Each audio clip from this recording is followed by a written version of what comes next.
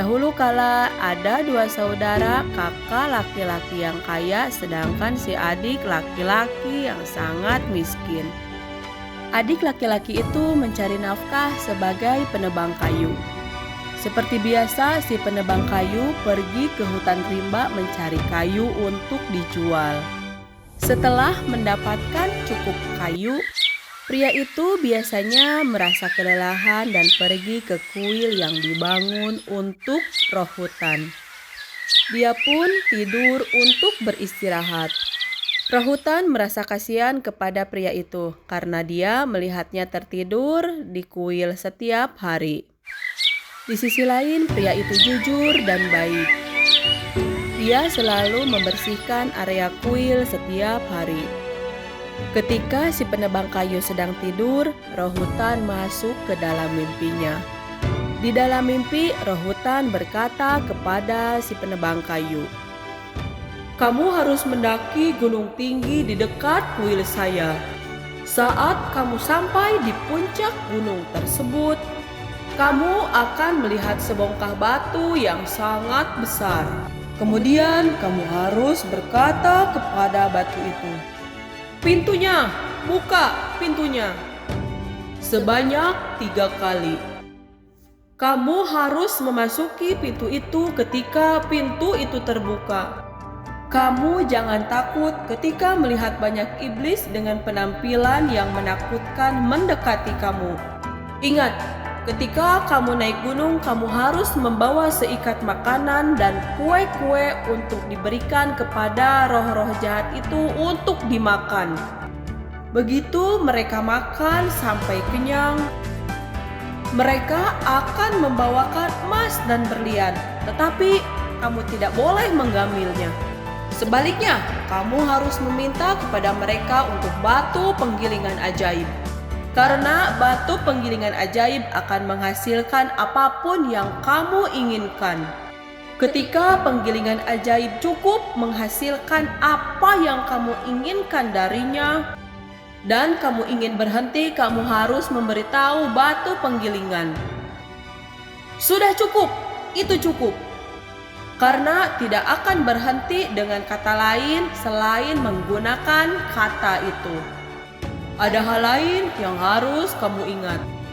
Ketika kamu telah mendapatkan batu penggilingan ajaib itu, kamu harus berkata kepada batu itu, 'Pintunya, tutup pintunya,' agar tidak membuat roh-roh jahat itu marah." Penebang kayu itu bangun dan melihat ke sana kemari sejenak sebelum menyadari bahwa dia bermimpi.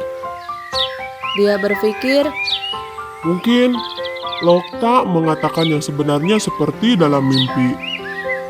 Kemudian dia membawa kayu bakar ke rumahnya dan menyuruh istrinya untuk menjual kayu bakar dan membeli makanan dan kue dengan uang tersebut, karena dia harus bangun pagi-pagi besok untuk naik gunung. Istrinya adalah wanita yang baik.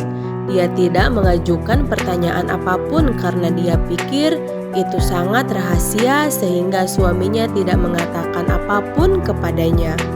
Di pagi hari, si istri membungkus makanan dan kue dan memberikan bungkusan itu kepada suaminya.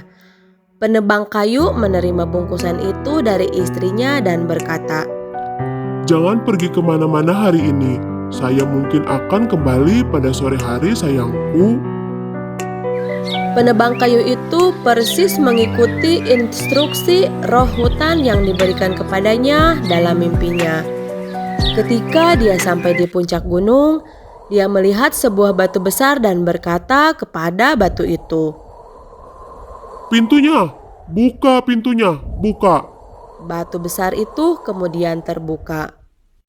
Saat dia berjalan ke dalam gua, penebang kayu itu melihat banyak roh jahat dengan berpenampilan mengerikan berlari ke arahnya. Penebang kayu terus memancing makanan dan kue dari bungkusannya dan memberikan kepada roh-roh jahat itu sampai dia kehabisan makanan dan kue. Setelah makan sampai kenyang, roh-roh jahat sangat senang dan mereka membawa emas dan berlian untuk penebang kayu. Tetapi penebang kayu menolak untuk mengambilnya.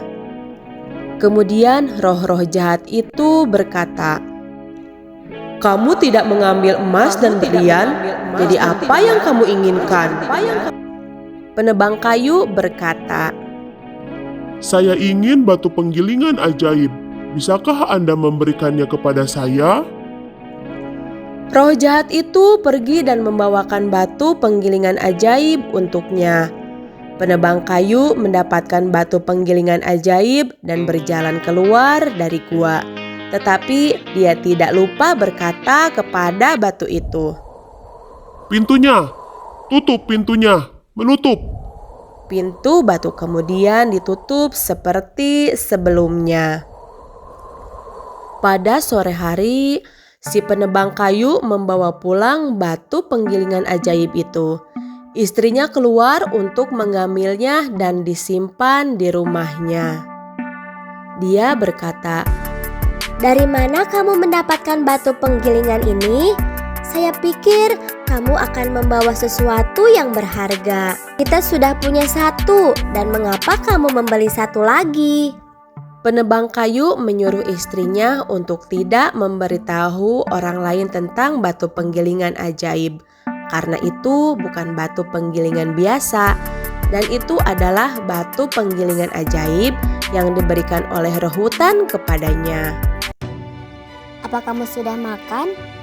Tidak ada yang tersisa untuk kita makan hari ini. Saya hanya makan sayuran, karena uang yang diperoleh dari menjual kayu bakar kemarin digunakan untuk membeli makanan dan kue untukmu." Jangan khawatir sayangku, mulai hari ini kita tidak akan lagi kelaparan. Sekarang batu penggilingan kita akan menghasilkan apa yang kita inginkan. Mendengar itu, sang istri menyuruh suaminya untuk menyuruh si batu penggilingan untuk menghasilkan makanan karena mereka belum makan siang.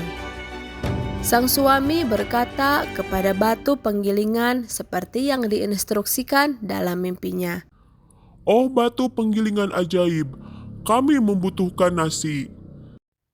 Batu penggilingan mulai berputar-putar, menghasilkan nasi panas yang ajaib. Melihat itu, sang istri pergi mengambil piring untuk menaruh nasi. Ketika mereka sudah mendapatkan cukup nasi, sang suami menyuruh batu gilingan ajaib untuk menghasilkan makanan untuk dimakan dengan nasi. Kemudian, batu penggilingan itu berputar-putar menghasilkan makanan ajaib. Karena memiliki cukup makanan untuk dimakan, sang suami berkata kepada batu penggilingan, Sudah cukup, itu cukup. Kemudian batu penggilingan ajaib berhenti. Sejak saat itu, suami dan istri memiliki rumah yang bagus untuk ditinggali dan segala jenis peralatan rumah tangga seperti orang lain. Tetapi tidak melebihi kemampuan mereka karena mereka tidaklah terlalu rakus. Adapun orang kaya yang merupakan kakak dari penebang kayu, setelah dia melihat adik laki-lakinya menjadi lebih kaya, dia mengirim orang untuk memata-matai agar dia mengetahui dari mana adik laki-lakinya mendapat kekayaan itu. Ketika dia tahu bahwa adik laki-lakinya memiliki batu penggilingan ajaib, dia menjadi lebih serakah dan ingin menjadi lebih kaya dan lebih kaya. Dalam kesunyian malam, dia diam-diam datang ke rumah adik laki-lakinya untuk mencuri batu penggilingan ajaib.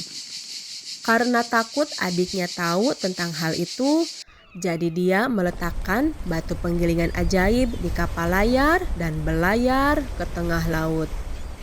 Dia berpikir, Saya akan meminta batu penggilingan ajaib ini untuk menghasilkan apa yang dibutuhkan orang-orang lebih dari apapun setiap hari.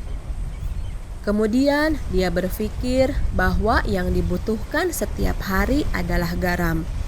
Karena saat itu garam sangatlah sulit dan harganya mahal. Pada saat itu, air laut rasanya tawar dan garam harus digali dari dalam tanah. Orang kaya itu memerintahkan batu penggilingan ajaib untuk menghasilkan garam. Batu penggilingan ajaib terus menghasilkan garam sampai garam memenuhi kapal. Orang kaya itu tidak tahu kata-kata untuk menghentikan batu penggilingan ajaib. Batu penggilingan ajaib terus menghasilkan lebih banyak garam sampai menenggelamkan kapal, membunuh semua orang di dalamnya. Batu penggilingan ajaib tenggelam ke dasar laut dan terus menghasilkan garam hingga saat ini. Itu sebabnya air laut menjadi asin dan berbeda dengan air sungai dan air danau lainnya.